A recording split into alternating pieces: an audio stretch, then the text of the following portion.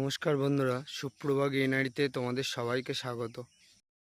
আর আজকে তোমাদের দেখাতে চলেছি আমাদের নতুন যে শসা লাগিয়েছিল তার ভিডিও। বর্তমানে এই শসা গাছের কিন্তু প্রায় 20 দিন মতো বয়স হয়ে গেছে, আর এখন কিন্তু চাপান দেওয়া শুরু করেছি।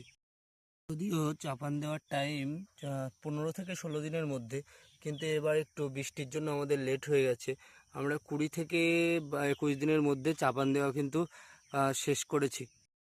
আর চাপানে আমরা যে সারগুলো ব্যবহার করেছি সেগুলো হলো 14-35, সুফলা আর কিন্তু 10-26, 3 রকম সার একসঙ্গে পাইল করে কিন্তু দেওয়া হয়েছে।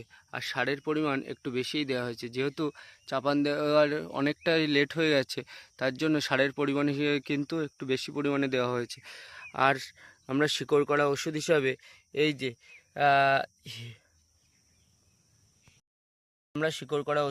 কিন্তু হিফাজাট ব্যবহার করেছি।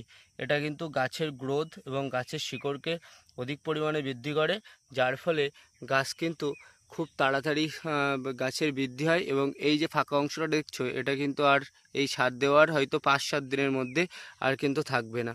আর আমরা শিকড় করার জন্য এই ওষুধটা কিন্তু ব্যবহার করেছি। বর্তমানে শসা কিন্তু অতিরিক্ত একটা লাভজনক ফসল হলেও ঠিকঠাক যদি ট্রিটমেন্ট না করা হয় তাহলে কিন্তু গাছে সেইভাবে গ্রোথও হয় না এবং মাল কিন্তু সেইভাবে গাছে আসেও না। হয়তো 5 দিন বা 7 দিন শসা হওয়ার পরে কিন্তু গাছ কালার কিন্তু হলুদ হয়ে যায়, যার ফলে কিন্তু চাষিদের অধিক পরিমাণে লস হয়। এর প্রধান কারণ হচ্ছে গাছের ট্রিটমেন্ট এবং ঠিক টাইমে চাপান দেওয়ার কারণেই এটা হয়।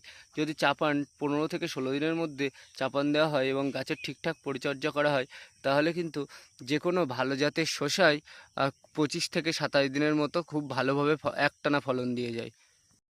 আমাদের চাষের পদ্ধতি, আমরা কোনো সময় কিন্তু এক রকমের সার ব্যবহার করি না। আমরা 2 থেকে 3 রকমের সার এবং সঙ্গে শিকড় করা ওষুধ অবশ্যই ব্যবহার করি। এর ফলে কিন্তু শসা গাছের গ্রোথ এবং শসার ধরন খুব অধিক পরিমাণে হয়।